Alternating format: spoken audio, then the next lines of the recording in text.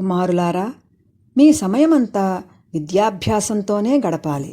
ఎందుకంటే కాలం చాలా విలువైంది. గడచిన కాలం తిరిగి రాదు. ఆశ్రమవాసంలో మీకు అయిష్టమైన పరిస్థితులు ఎదురైనా వాటిని ఇష్టంగా మార్చుకుని విద్యాభ్యాసం పూర్తి చేయండి. గురువుల ఆదేశాన్ని నా ఆజ్ఞగా భావించి ఆచరించండి. మరొక్క మాట, సజ్జన స్నేహం ఎంత లాభదాయకమో దుర్జన స్నేహం అంత అనర్థదాయకం. కనుక స్నేహితుల విషయంలో జాగరూకత వహించండి అంటూ హితోక్తులు చెబుతున్న దశరథునితో, తండ్రి, మీ హితబోధ ఎన్నటికీ మరువం.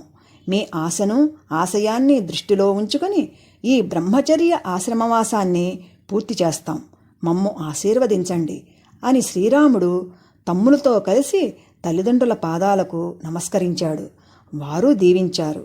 వశిష్ఠుడు రామాదులను వెంట తీసుకుని బయలుదేరాడు. దశరథుడు, రాణులు వారు వెళ్ళిన వంకే చూస్తూ నిలబడ్డారు కన్నీటితో. ఇక్కడ రామాయణ మహాకావ్య ప్రతినాయకుడు రావణుని వంశచరిత్ర గురించి తెలుసుకోవాలి. బ్రహ్మ మానసపుత్రుడు పులస్త్యుడు, తృణబిందుని కుమార్తె ఇలబిల ఇతని భార్య. వీరికి పుట్టిన కుమారుడు వైశ్రవణుడు. ఇతడే ఉత్తర దిక్పాలకుడైన కుబేరుడు. పులస్తునకు కైకసి, మాలిని, పాక అను మరో 3 భార్యలున్నారు. కైకసికి రావణ కుంభకర్ణులు, మాలినికి విభీషణుడు, పాకకు ఖరుడు, శూర్పణఖ జన్మించారు. రావణుడు త్రికాల సంధ్యావందనా తత్పరుడు. వేద విద్యకు ఘనపాఠాన్ని కనుగొన్న పండితుడు. బ్రహ్మదేవుని మెప్పించి అనేక దివ్యవరాలు పొందిన తపశ్శక్తి సంపన్నుడు. నిటలాక్షుని అనుగ్రహం పొందిన గొప్ప శివభక్తుడు. కుబేరుని పరాజితుని చేసి అతని లంకానగరాన్ని, పుష్పక విమానాన్ని కైవసం చేసుకున్న పరాక్రమవంతుడు. ఇంతటి ఘనచరిత్ర గల రావణుడు రాముని కన్నా వయసులో చాలా పెద్దవాడు, ప్రాచీనుడు. ఒకనాడు రావణుడు పుష్పకం మీద హిమాలయ పర్వత ప్రాంతాలకు విహారానికి వెళ్ళాడు. అక్కడ వేదవతి తపస్సు చేస్తోంది. ఈమె కుశధ్వజుడు, మాలావతిల కుమార్తె. కుశధ్వజుడు వేదపఠనం చేస్తున్న సమయంలో జన్మించిన కారణంగా ఈమెకు వేదవతి అని పేరు పెట్టారు. శ్రీహరిని భర్తగా పొందాలనే కోరికతో పరమనిష్టతో వేదవతి తపస్సు చేస్తోంది. రావణుడు ఆమె దగ్గరకు వచ్చి ప్రేమగా సుందరి, సుందరి అని పిలిచాడు. వేదవతి కన్నులు తెరిచింది. ఎదురుగా చిరునవ్వుతో రావణుడు. వేదవతి ముఖంలో ఆశ్చర్యం.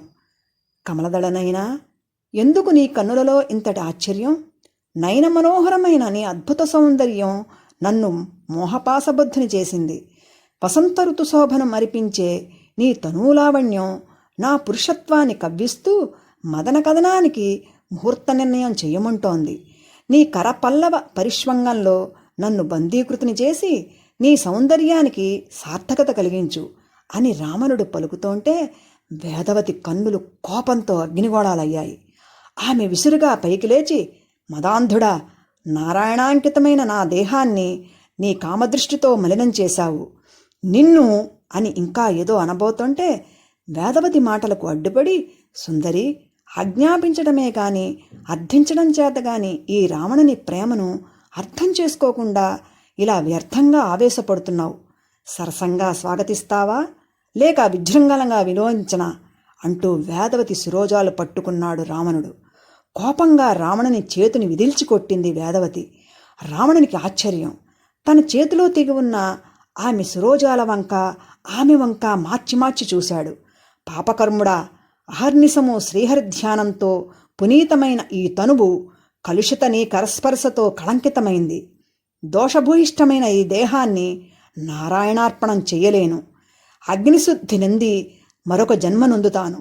అయోనిజ తేజోమూర్తినై, సంచిత తపఃపుణ్యఫల ప్రపూతనై, మృత్యు భైరవనాదంతో నీ పాలిట కాళరాత్రినై నీ ఇంటనే ప్రభవించి నిన్ను కాలరాస్తాను అని చేతులు జోడించి కన్నులు మూసుకుంది వేదవతి. యోగాగ్ని ఆమె దేహాన్ని దగ్ధం చేసింది. నిరాశతో లంకకు వెనుదిరిగాడు రావణుడు.